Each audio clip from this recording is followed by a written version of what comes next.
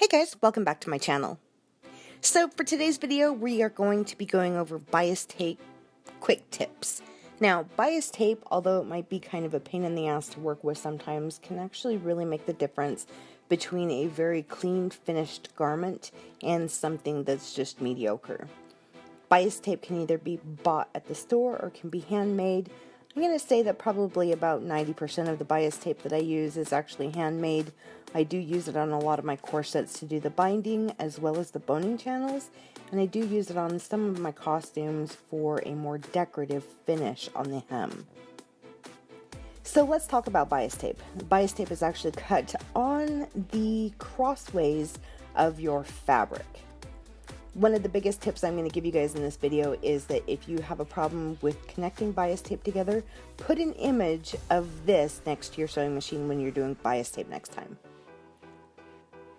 So jumping right in, what you're going to do is pretend that there's like a little invisible box right here on your bias tape when you put your right sides together. And what you're going to do is you're going to stitch from this corner right here to this corner right here.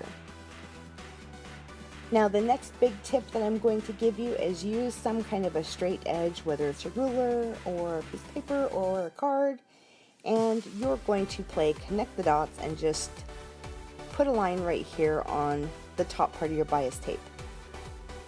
This will make a great gauge until you can learn how to sew a straight line down the bias tape without drawing it on. You're going to want to put your stitch length between 2 and 2.5. I would say anything bigger than that and you're going to run into problems. Now when you're stitching, you're going to come off the edge right here in this little corner that the two fabric create. And we'll go ahead and take a couple more steps. And with bias tape, you typically do want to do a back tack in the front and a back tack in the back, but I'm just showing this to you for an example. So now that we've stitched from corner to corner, when you open up your bias tape, your edges will line up properly. And that's the reason why you kind of go from that little tucked up corner that it creates, because that's what creates a straight bias tape. Now, this image will show you up here, this is incorrect. How your bias tape looks like there's a step in it, that's wrong. Another thing you want to watch out for is if you put too high of a stitch length, you're going to end up with this. And that can pull and look unsightly on a finished project. So we're going to go ahead and show you again. I do use a lot of bias tape that is made out of pleather. I think that it gives a corset or pretty heavy duty costume a really good finished edge.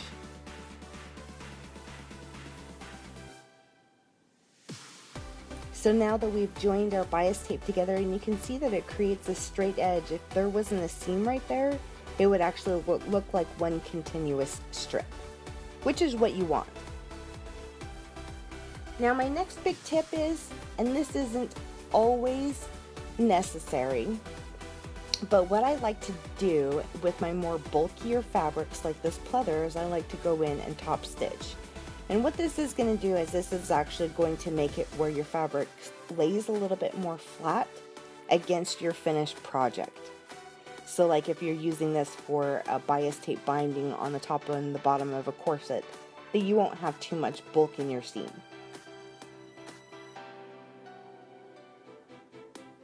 And we'll go ahead and just stitch straight down one side. And we'll turn the fabric over and stitch down the other side. And I will show you later in my videos how you can take some of these very simple sewing tasks and incorporate them into more intermediate projects that will get that more tailored look that you're looking for.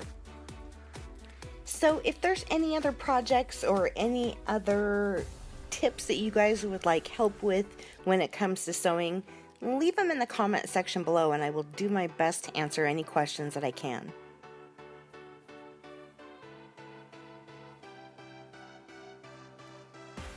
Again, don't forget to subscribe to my YouTube channel before you leave. Follow me on all other social media, and I will see you guys in my next video. Bye!